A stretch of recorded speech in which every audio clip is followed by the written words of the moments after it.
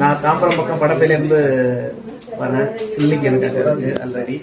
நான் வந்து acupuncture, ayurvedic, Siddha, homeo எல்லா தெரப்பியும் பண்ணிட்டு இருக்கேன். நியூரோ தெரப்பி, டான் தெரப்பி எல்லாமே பண்ணிட்டு இருக்கேன். எதாச்சும் என்னுடைய வாட்ச் ரிப்பேர் ஆனதும் ஒரு கடைக்கு போயிருந்தேன் சர்வீஸ் பண்ணுறதுக்கு. அவர் எனக்கு ஒரு 3 பாயிண்ட் சொல்லி கொடுத்துருந்தார்.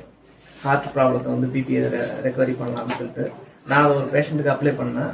ஒரு 10-15 நாள்லேயே பிபி 180 இருந்தது 110 வந்துடுச்சு. அவருக்கு சுகரும் நார்மல் ஆயிடுச்சு. ஆனால் டேப்லெட்டாக நிப்பாட்டி தான் அந்த ட்ரீட்மெண்ட்டே பண்ணேன். அவர் ஆல்ரெடி ஆன்ஜியோ பண்ண சொல்லியிருந்தாங்க 1 மந்த்தில்.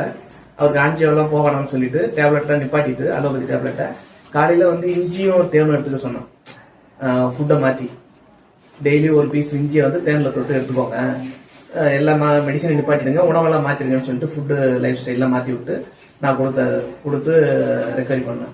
அப்போ 3 பாயிண்ட்ல இந்த விஷயம் பண்ணதான் நான் ஒரு 10 ஆண்டு காலமாக அந்த வர்மாவை தேடிக்கிட்டு இருந்தேன். புரியுதுங்களா இல்லையா? அது என்ன தேடிக்கிட்டு இருந்துச்சு, நான் அதை தேடிக்கிட்டு இருந்தேன். அப்போ எனக்கு சரியான ஒரு ஆசான் கிடைக்கல. புரியுதுங்களா இல்லையா? இப்போதான் அது பிரபஞ்சம் எனக்கு வழி விட்டுதுன்னு நினைக்கிறேன். சார் மூலியமா அது எனக்கு கிடைக்கணும்னு சொல்லிட்டு அதனால நான் இங்கே வந்து இப்போ நிறைய கற்றுக்கிட்டேன். ஆனால் இதை வந்து இவங்க வீடியோ கிளாஸாக எடுத்தால் நல்லா இருக்கணும். புரியுதுங்களா இல்லையா? கொஞ்சம் எல்லாருக்கும் புரியும். அப்போ கொஞ்சம் தெளிவு கிடைக்கும் நிறையா. புரியுதுங்களா இல்லையா? நிறைய பேர் வருவாங்க.